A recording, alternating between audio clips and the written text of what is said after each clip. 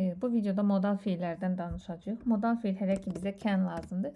Amma siz digər modal fiilləri də eşitmişsiniz. Məsələn, must, may, will, shall, should, would və s. Bunlar çoxdur, amma hələ ki bizə ancaq can lazımdır.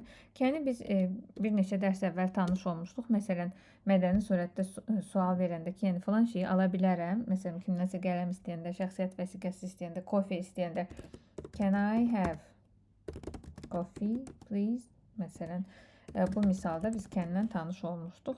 Yəqin ki, çoxunuz da can'i bilirsiniz. Can'i normalda çox edilən səhvlərdən biri budur ki, bacarmaq sözü kimi tərcümə edirlər. Onda çox vaxt cümlənin tərcüməsi alınmır. Yəni, bilirəm sözü demək istəyəndə axtarırlar ki, can axı bacarmaqdır, yox, can uyğun gəlmir.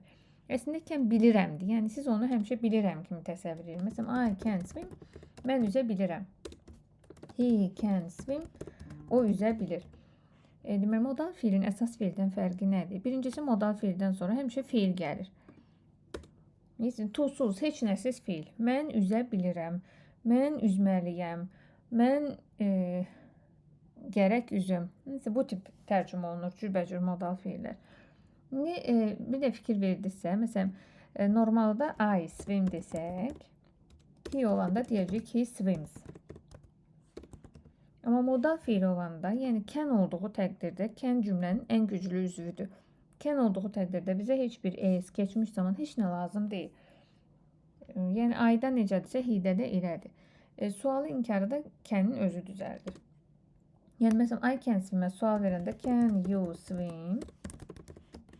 He-yə sual verəndə də can he swim? Yes, inkarını da düzəldəndə olur. I cannot və yaxud da can't swim.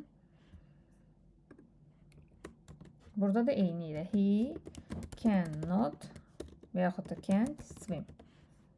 Cavab da verəndə, məsələn, qısa cavab verəndə can you swim sözünə, sualına biz deyirik yes,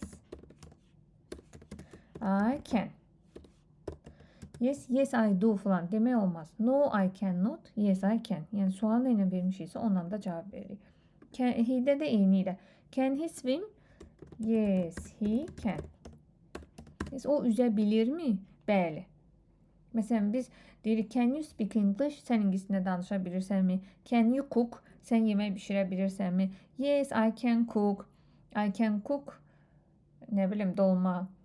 Yes, yəni, hamısını da bilmək mənasını tərcümə edəndə bunlar çox da yaxşı olur. Əsas məsələ kəndə fikir verməkdir ki, sualı, inkarı özü düzəldir. Ondan sonra da mütləq fiil gəlir.